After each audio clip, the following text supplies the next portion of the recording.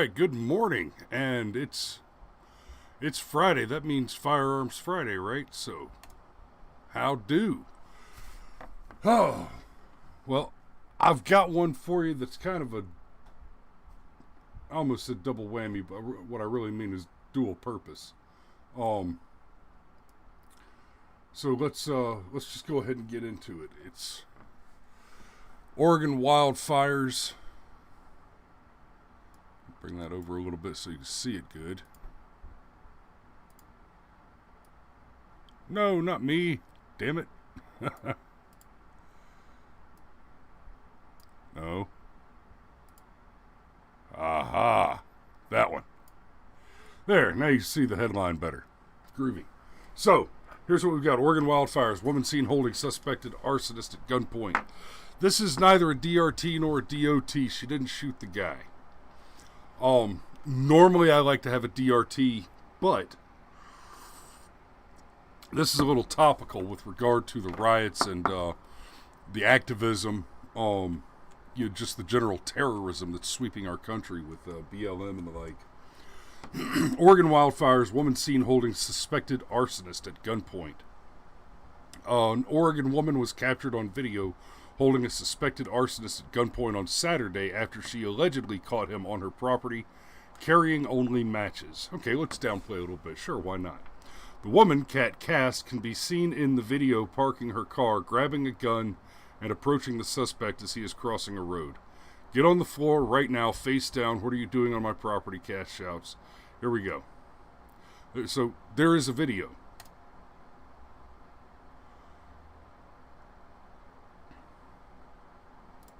I think I have muted Fox News. There we go. What are you doing on my property? Did you light anything on fire? What are you doing with those matches on your head? I smoke. You smoke? Where are your fucking cigarettes? You don't want to have nice stuff. Did you light anything up on fire? What's your name?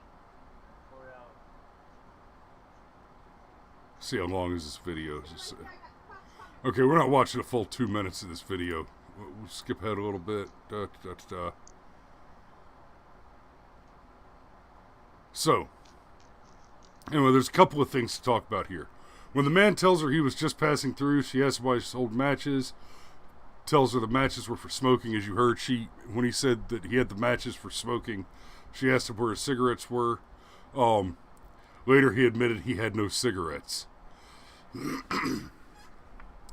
She was accused of the video being fake or staged, and she replied to that it really did happen. No, it happened. I will tell you something, though, she says. I will tell you something, though. If I need to do this again to protect my family and my neighbors, I will in a heartbeat do it again, except this time I will not be as nice as I was. Yeah,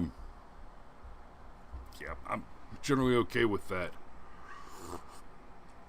The video came after weeks of devastating wildfires have raged up and down the west coast in Oregon. Looters and thieves have compounded the tragedy as residents try to evacuate from active fire fronts, and law enforcement staffing is already on short supply. So, what we're seeing is, as a result of the movement by the radical left, now, to be clear, Joe Biden has not condemned or denounced BLM or Antifa. I remember back in 2016 when every other sentence out of the left was, Donald Trump refuses to condemn the KKK, refuses to condemn white supremacy, white nationalists, refuses to condemn Robert Byrd, so forth, and just a litany of people.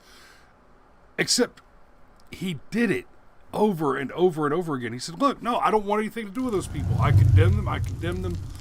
He literally did it over and over and over again. Nope. They don't care. Doesn't count. Not good enough, they say. Good morning, Lindsay. I see you in the comments there. Love you, honey. But, Biden has not, will not condemn BLM or Antifa. The closest he'll come is to say that, after 100 days of rioting, he started to finally say, The riots are bad, okay? Violence is bad, okay? And whenever he says violence is bad, he makes it a point to say violence on all sides is bad. Y'all remember the hullabaloo? Trump said there's good people on all sides. There are fine people on both sides. Oh, well, that's tacit support for white supremacy. Literally the same sentence. He said, no, not white supremacists. Those are bad people. And I could have a few things to say about white supremacy generally. I'm a 6.5 foot tall martial artist, hyper polyglot. I believe in individual personal supremacy. If you are not making active strides to cause yourself to be superior to your fellow man, you're failing at the job of life. Okay?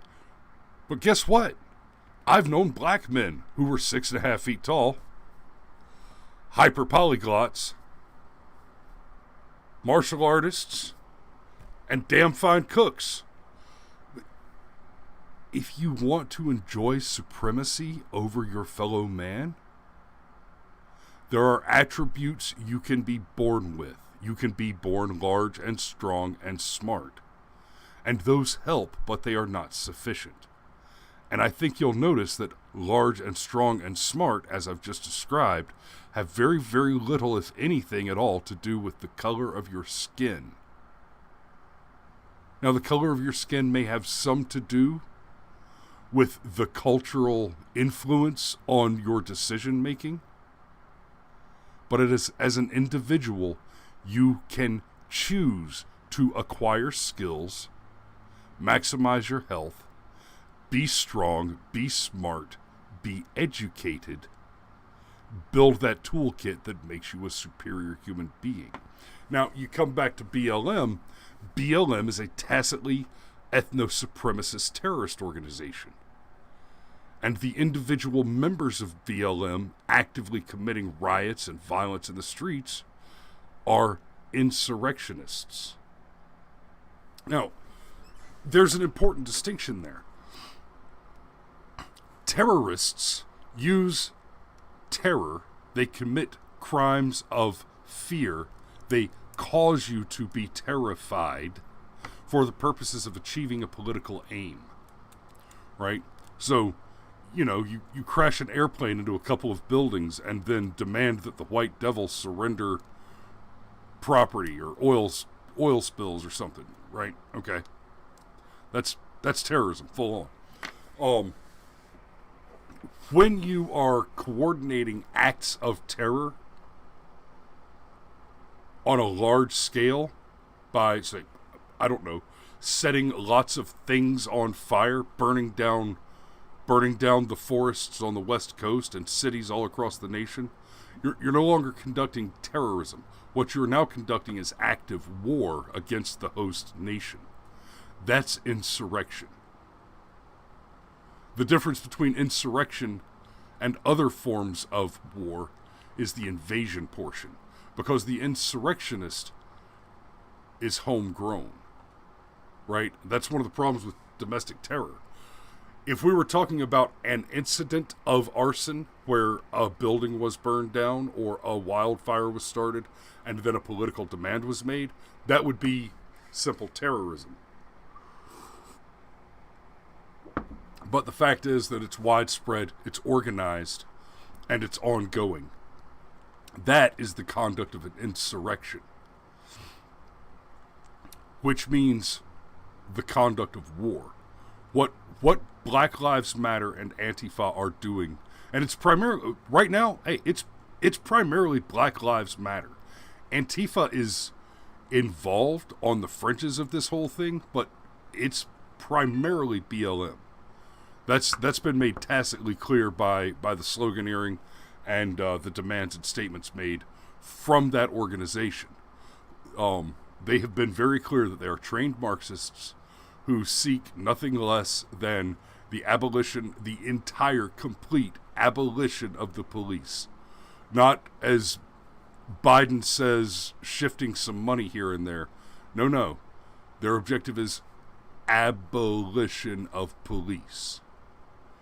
Now, earlier this year when Ahmaud Arbery committed suicide by hillbilly, and the evidence clearly showed that the McMichaels attempted to conduct a lawful citizen's arrest and then ended up having to kill Arbery in self-defense when he assaulted them as a result of that lawful citizen's arrest. The lynch mob came for them. Mobs of people came out with signs and demanded that they be demanded that they be killed. Those were among the demands. They said justice for Arbery, but they demanded that these men be tried and sentenced to death. That's a lynch mob, okay? Well, back when that was all going on, I made a prediction, which honestly, even I thought was a little. I thought it was a little out there, but not an improbable trajectory for events. I made the prediction that, look, the intent, the objective of these people, of these organizations, it has nothing to do with any individual case. What they're looking for is they want it to be the case that their radicals, their activists, and especially anyone who is other than a white male, is able to commit crimes without consequences. The ongoing looting and rioting is a direct result of the deconsequentializing of criminal activity. This is not complicated. Now, as to the arson, you go ahead and pop onto Google or Bing. I tend to use Bing because it's a little less egregiously censored than Google. And so we'll pull up Google too. In fact, we'll go to Google first. Google.com.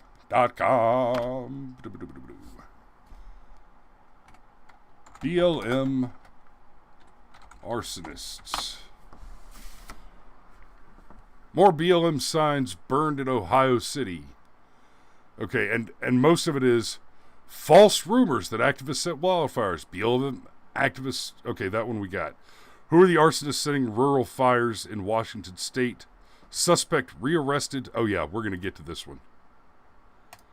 Okay, and then over here on Bing. Am I still on the first page? No, I'm on the second page. Here we go. Over here on Bing, searching BLM starting fires. BLM protesters shout burn it down. Oregon wildfires. Wow. Things changed. It was just a screed of debunking a lot of stuff like the New York Times. False rumors that activists set wildfires exasperate officials. Law enforcement agencies said claims on social media that anti-fascist activists had set fires on the West Coast were unfounded. Now go away. Climate change? Turns out 24 arrested for setting Australia's wildfires. So this is something that we've seen before. These activists setting wildfires in order to send a message and blame climate change for one. Because remember, all these far left activists they're all signed on for the Green New Deal.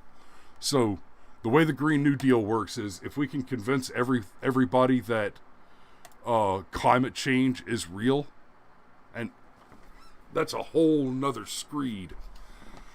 But if we can convince everybody that climate change is a real problem, I don't know what the hell this girl is doing on my screen here.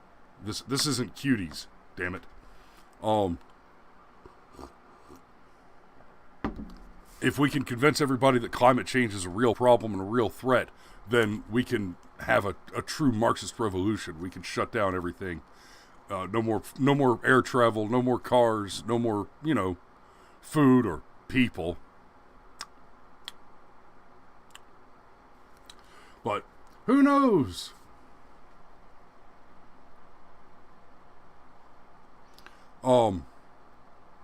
But it kind of started with these 24 Australians being arrested for deliberately setting the huge wildfires. And this was back in November, right? No, I was going to skip that one. Everybody keeps trying to hit me with these flipping ads. I run an ad blocker for a reason. New York activist turned himself in Saturday after standoff with police on Friday ended in no arrest. Black Lives Matter protesters turned him in Saturday after New York police attempted to arrest him on Friday, sending a large number of officers to his apartment allegedly without a warrant. Officers attempted to arrest 28-year-old Derek Ingram, co-founder of the non-violent activist group Warriors in the Garden. His apartment building in a state. This article was not part of the thing. BLM activist live streams his own arrest after allegedly setting fire in Washington State. And here's the police. This guy was caught walking down the street after he started one of the fires, and he had a lighter in his hand. And normally I might say, well, I mean, the guy had a cigarette lighter. I carry a cigarette lighter. I'm a smoker. I always have a cigarette lighter. But he was walking down apparently he was walking down the street with a cigarette lighter and a great big, a bunch of cardboard in his hand. And there were some witnesses. So, the New York Times tells us it's a hoax. This guy was arrested. Authorities arrest 4 in connection to possible arson fires along West Coast. Right, this is from just a couple days ago. And then we've got this guy where, let's see if I can get that on the screen better.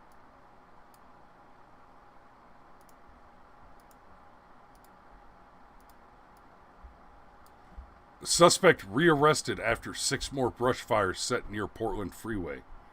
Right, this is, where's the date? This is from the 14th, so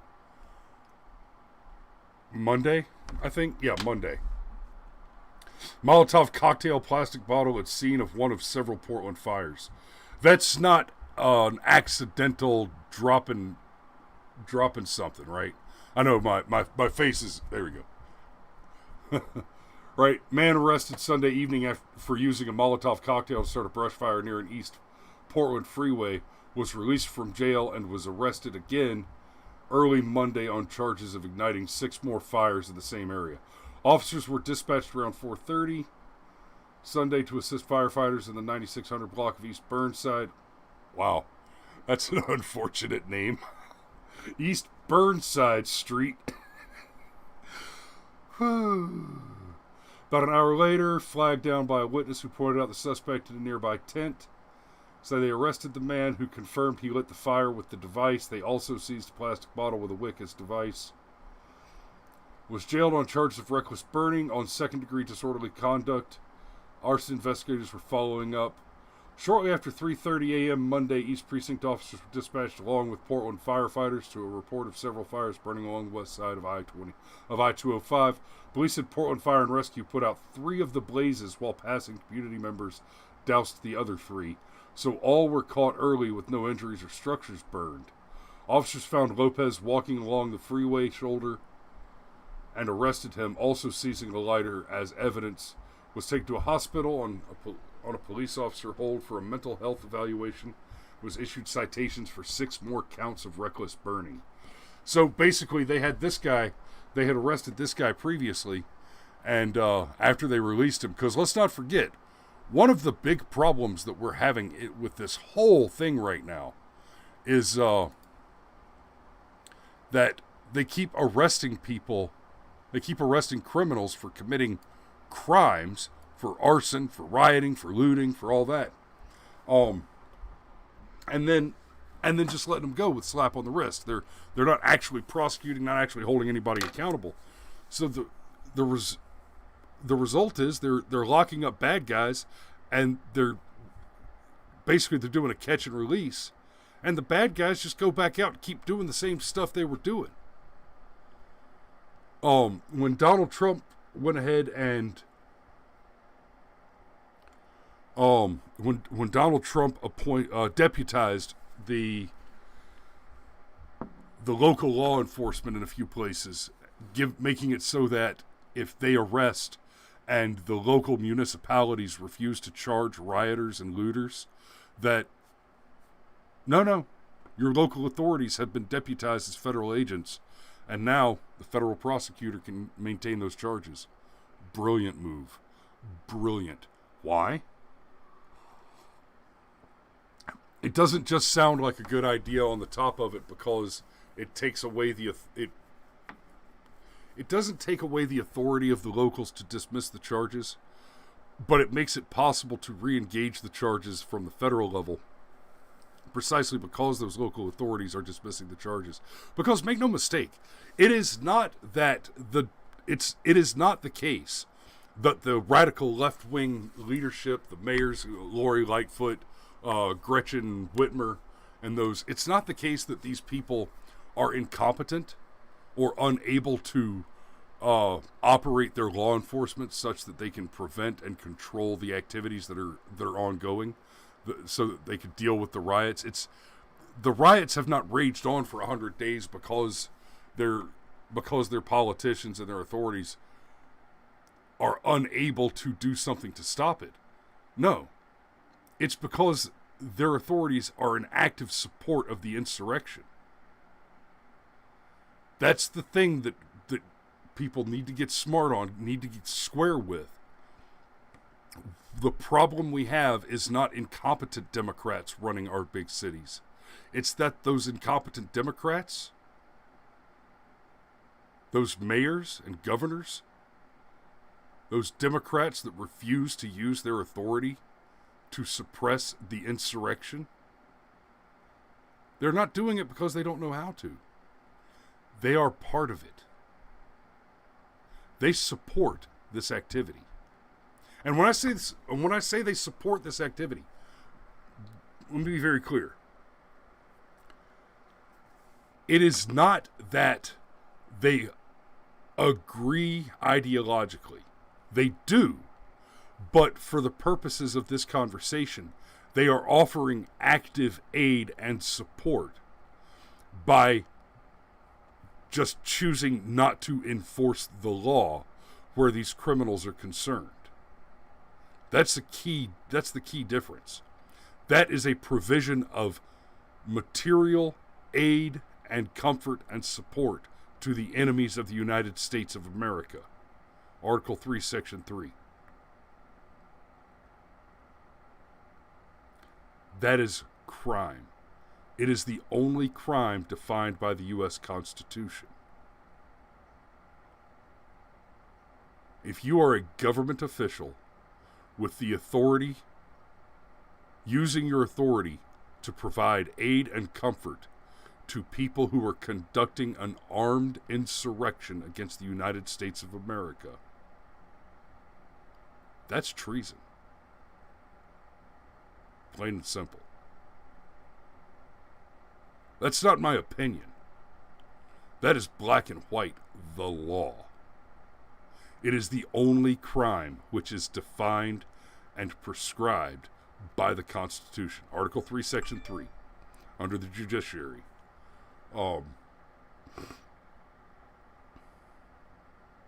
That's something you need to be paying attention to. It is not that these radical leftist politicians are turning a blind eye. This is what they want. This isn't just what they want. It's not some deep desire that's unexpressed. They've stated as much on multiple occasions. We made a mistake as conservatives. The world of conservatives, the pundits, the analysts, the commentators, the journalists, the politicians, the conservatives all made a huge mistake when the baseball shooting happened. Right? Homeboy rolled out to try and execute all the senators, all the Republican senators playing baseball. Shot Steve Scalise. I'm sorry, I can't remember the shooter's name off the top of my head. But to hell with him anyway. But we made a mistake when that guy attempted to assassinate basically all of the elected officials in the Senate, all the Republicans in the Senate, Republicans specifically. He targeted exclusively Republicans. which is not to say that he went to a place where there were a bunch of senators and we think he only shot at Republicans. No. He went to a place where there were only Republican senators and tried to shoot at everybody. Thank God he only got so far as to injure one of them severely. Right? Thank God that's as bad as it got. I'm not saying that I wanted Steve Scalise shot. You know, my heart and prayers go out to him, definitely. And we're thrilled that he made it through. But the point there is it could have been much, much worse. But here's the mistake. When it became apparent that this guy was a very active Bernie supporter, paid Bernie staffer, we all tolerated and supported the narrative that he was just one lone nut job and this was an isolated incident and that Bernie should not be held responsible for it. No such consideration is or ever will be offered in the case that we have a lone nut job that does the same. All right? You look at the Walmart in Texas where the kid went in and he said, I just wanted to shoot Mexicans. And all of a sudden that was, this is Trump's fault. This is Trump's fault. This is the Republicans' fault because of their rhetoric and blah, blah, blah. And the kid left a manifesto that very clearly said he hated Donald Trump because Donald Trump wasn't doing enough about the Mexicans. Right? There was another one further north at a different Walmart, and that one claimed not only to hate Donald Trump, but explicitly that he was a Elizabeth Warren supporter, and that part of his concern was that she wasn't getting the respect she deserved with the whole Indian thing, because, you know, she lied about her ethnicity so that she could steal a job from somebody else, which is also kind of a tangled. Let me put that one further aside again, but you know, even the Christchurch shooter, he went on and on about how he hated Donald Trump because he thought Donald Trump was a secret Jew. Like, yeah, the Donald has been the most philo-Semitic president we've ever had, moving the embassy from Tel Aviv to Jerusalem, and that's right, being nominated twice for the Nobel Peace Prize related to Middle East peace deals. Oh no, he's a Nazi. Yeah, because those are the guys that get in there and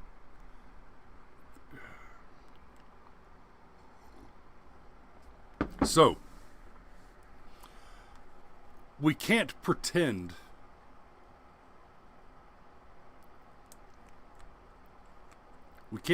like these elements are unrelated. When the baseball shooting happened, we let the narrative run, and it was instantaneous. Like, I'm not sure the guy was even done firing before the newspapers were running. Whoa, this is just one lone nut. He doesn't represent all Bernie supporters or all Democrats. No, he does. And here's why. Because it is the left that has insisted that the rhetoric is responsible. If Donald Trump bears any responsibility for the rioting and looting that's going on right now, then Joe Biden is responsible for Christchurch. He's responsible for both of those Walmarts. He's responsible for the Pulse nightclub shooting. He's responsible for the wildfires. And he's responsible for every building that's being burned down right now.